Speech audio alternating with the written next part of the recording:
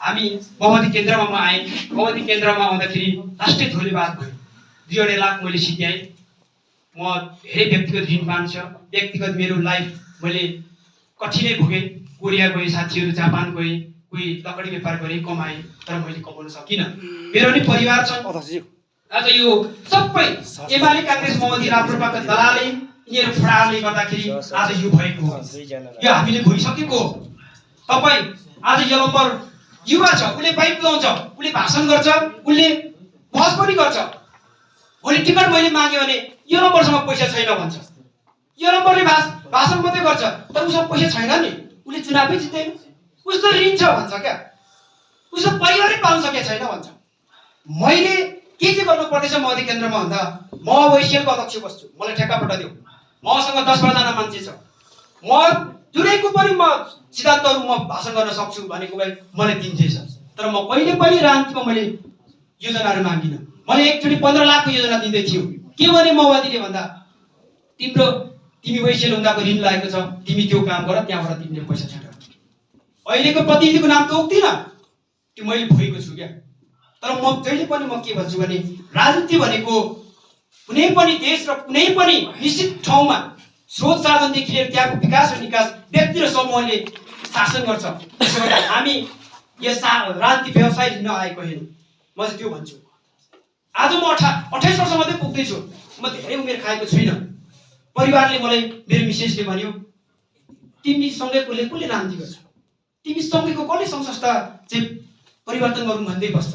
तिमी सँगैको युवा आज कोरिया छ, जापान छ, लौ छ, मलेसिया छ, व्यापार बिजनेस गर्छ, तिमी किन गर्दैनौ?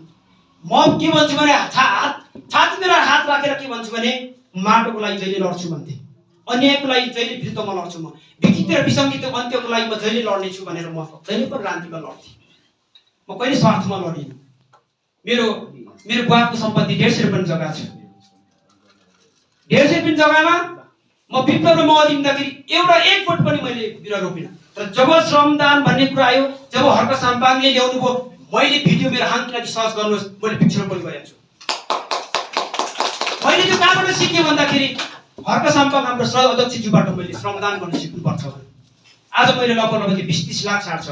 मेरो 2 भाइ छोराहरू छ, सायद उनीहरूलाई आइटी पढ्यो भने भोलि देशको लागि म डाक्टर पढ्छु भनेर म त्यो बिरुवा बेचेर पढाउँछु भनेर म फेरि यो माटोमा आएको छु।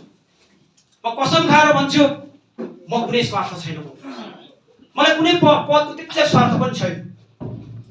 यलम्बर हाङ किराती चाहिँ ऊ चाहिँ पारदर्शी छ, देशको लागि लड्छ भने काफी हो। मलाई कुनै लोभ छैन, कुनै मलाई ब्रान्डेड लुगा लाउने छैन, कुनै ब्रान्डेड गाडीसँग मलाई सरकार छैन। तर म देशको निम्ति लड्नेछु, यो माटोको निम्ति लड्नेछु। अझ यो फाल्नुदा गाउँपालिकामा धेरै श्रम गर्न सकिन्छ, धेरै आन्दोलनहरू छ, धेरै पर्यटकीय क्षेत्रहरू छ। आज मैले माओवादीका कार्यकर्ताले के भन्छ, यलम्बर दिएको छैन भन्छ। यलम्बर दिएको छैन भने 2052 सालदेखिको प्रचण्ड अध्यक्ष भएको आज माओवादी कहाँ गयो? हिजो 64 सालमा माओवादी हाई भएको आज कहाँ गयो? हैन, यलम्बर त को हो र? आइम सिम्पल भयो, म त सिम्पल केटा हो भन्ने पर्यो।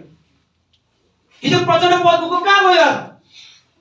त्यस्ता डाकाको पछि लागेर हुन्छ हामी? हो, मलाई चाहिएन योजना, मलाई चाहिएन पैसा, मलाई माटो बचाउनु पर्यो, प्रकृति संस्कृति बचाउनु पर्यो। हामी प्रविधिसँग हामी चाहिँ सन्तुलित भएर जानु पर्यो। मैले पटक भनेको छु, प्रकृति बिना हामी बाँच्न सक्दैनौँ। अर्ग्यानिक र वैज्ञानिक छ, पटक भनेको छु। र म धेरै बोल्न चाहन्न, समयलाई पनि गर्छु, समय मध्येजय गर्दै। र म चाहिँ के नि भन्न चाहन्छु, मेरो हाङ किराती ब्लग छ, मेरो टिकटकमा हाङ किराती छ। तपाईँहरू मसँग जोडिनुहुन्छ भने मेरो लाइभ आइरहन्छ। बिहान र बेलुका म लाइभमा आइरहन्छु भन्दै अब आजको